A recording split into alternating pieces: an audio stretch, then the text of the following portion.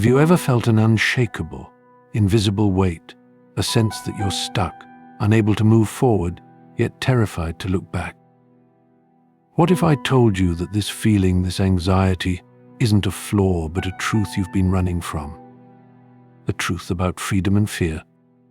Søren Kierkegaard, one of the most enigmatic thinkers of the 19th century, believed this fear, angst, is at the heart of being human. But here's the twist. What if this fear isn't meant to paralyze you but to set you free? When we experience this existential anxiety, we are staring into the infinite potential of what we could become, juxtaposed against the crushing awareness of all that we are not. It is a confrontation with the void, a silent question asked by life itself. Will you dare to create meaning, or will you surrender to despair? Stay with me, because by the end of this video you'll discover why this fear grips you so tightly and how it might hold the key to a life of deeper meaning and freedom. Kierkegaard was no stranger to fear. Born in Denmark in 1813, he grew up in a household overshadowed by his father's deep despair, a man who believed he had been cursed for a sin he couldn't undo. This shadow loomed large over Kierkegaard's early life, planting the seeds of his obsession with fear, guilt, and freedom. But his philosophy was not born of mere reflection, but was forged in the fire of personal suffering. Kierkegaard's relentless self-examination revealed a universal truth. Our deepest fears are not external but rooted in the internal conflict between our finite existence and our infinite longing. He saw human life as a paradox, a collision of the temporal and the eternal, the mundane and the transcendent. Fear, then, is not an enemy to be vanquished, but a mirror reflecting the magnitude of our freedom. It is the tremor of the soul awakening to its potential, a sacred confrontation with the terrifying and beautiful reality of being alive. Here's the paradox: freedom, the thing we crave most, is also what we fear most. Imagine standing on the edge of a cliff, staring into an endless abyss. You're not afraid of falling. You're worried you might choose to jump. This, Kierkegaard said, is the human condition. But why is this so? It is because freedom is not merely the ability to choose, but the weight of responsibility for those choices. In every decision we shape our destiny and define our beliefs about the nature of existence. To act is to declare, this is what matters. And that is a burden so immense that many retreat into the safety of habit and conformity, avoiding the vastness of their potential. Imagine life as an endless plain, crisscrossed by countless roads stretching beyond the horizon. Every path is open, yet each step forward is a silent closing of doors behind you. Kierkegaard believed this infinite potential is the very source of our anxiety. The fear isn't in choosing the wrong road, but in knowing that every choice eliminates all other possibilities. In The Concept of Anxiety, Kierkegaard writes, "Anxiety is the dizziness of freedom." This dizziness is not a weakness, but a human confrontation with boundless potential. But this same anxiety, if embraced, becomes the doorway to a life of purpose.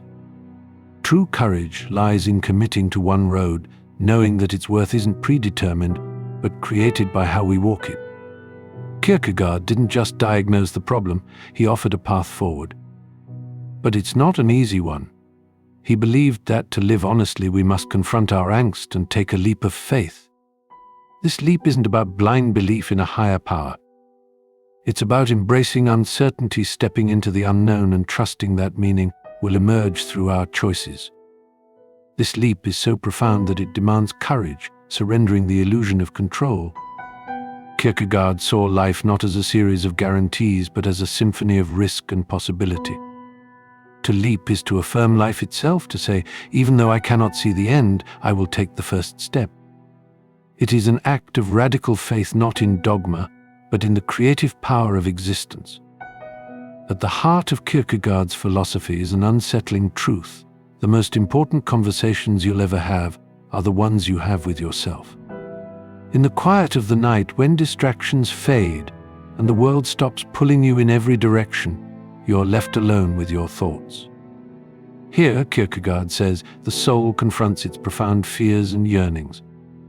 In Either-or, Kierkegaard writes, "The most common form of despair is not being who you are." How often do we silence this inner voice, drowning it in noise and obligations? To face yourself fully, without pretense, is one of life's most complex tasks. Yet, in this confrontation lies a profound clarity. It is not the approval of others or adherence to external standards that define your existence, and it is the authenticity of this dialogue, the courage to ask, "Am I living true to who I am meant to be?" One of Kierkegaard's most profound insights is that our search for stability is inherently flawed. We construct routines, relationships, and systems to create a sense of permanence, but these are illusions, fragile structures masking life's inherent uncertainty. Kierkegaard argued that this desire for stability stems from our fear of change, yet change is the only constant in human existence. To embrace life fully, he believed, we must let go of the illusion that anything is fixed. True freedom is found not in clinging to stability, but in the courage to ride the waves of uncertainty, to see each moment not as a threat, but as a new beginning. Stability, Kierkegaard reminds us, is not the absence of movement, it is the grace to move in harmony with life's ever-changing rhythm. Here's the profound irony Kierkegaard discovered: the moment you stop running from your fear and face it, it loses its power over you. Fear, he argued, is a doorway, not a prison. To embrace fear is to reclaim your humanity. It is to recognize that life's uncertainties are not obstacles, but opportunities for growth and transformation. In fear, we find the raw material of courage; in doubt, the seed of faith. Kierkegaard's ultimate insight is this: the very anxiety that threatens to consume you is the fire that can refine you into something more significant. When you walk through the door of fear, you enter a space where life becomes an adventure, not because it is safe or predictable, but because it is real. And in that space, you are not just alive, you are free. So I leave you with this question. What's the one leap you've been too afraid to take? And what would your life look like if you chose courage over comfort?